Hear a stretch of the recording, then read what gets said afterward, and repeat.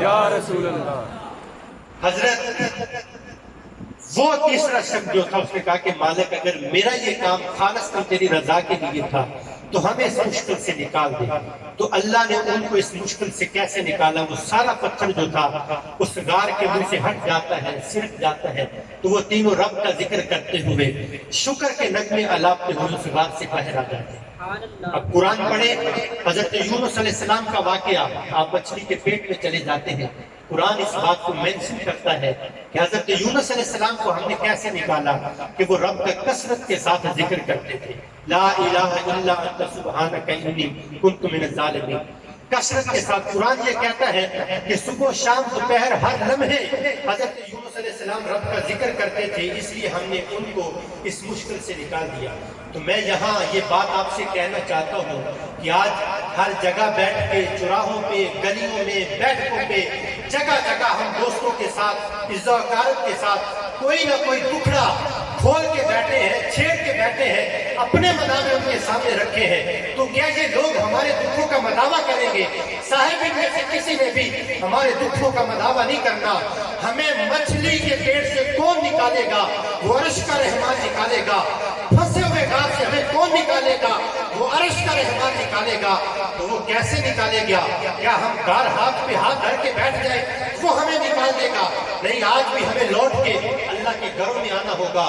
جب ہم اللہ کے گھروں میں آئیں گے اور یہاں بچھی ہوئی چٹائیاں، صفے جو ہیں، ان کو ہم سجدوں کی صورت میں آباد کر دیں گے، اور مسجدوں کی الماریوں میں پڑے ہوئے قرآن ان کو اٹھا کے انہیں جھاڑیں گے، صاف کریں گے، سینوں کے ساتھ لگائیں گے، ان کے بوسے لیں گے، قرآن کی تلاوت کریں گے، اور اپنے رب کی چوکھٹ پہ ہم اپنا مداوع رکھیں گے۔ تو کس طرح سے وہ بہاریں لوٹ کے ہمارے گھر نہیں آ سکتی؟ وہ لوٹا ہوا، وہ ہم سے جو کھویا گیا ہمارا عروج ہے، وہ پھر لوٹ کے آ سکتا ہے۔ آج ہر شخص آج ببانگ کہل حکمرانوں کی طرف انگلی اٹھاتا ہے کہ حکمران اس طرح کے ہیں، حکمران اس طرح کے ہیں، لیکن قرآن ہمیں یہ کہتا ہے، تعلیمات ہمیں یہ کہتی ہیں کہ حکمرانوں کی طرف بولنے سے پہلے اپنے گریباں میں جھانک لیا کرو۔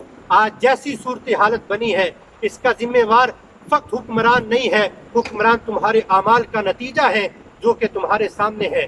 تم اپنے اعمال کو ستھرا کر لو۔ آج لوگ نیکی کی طرف بڑھتے ہیں لیکن گناہ سے باز نہیں آتے۔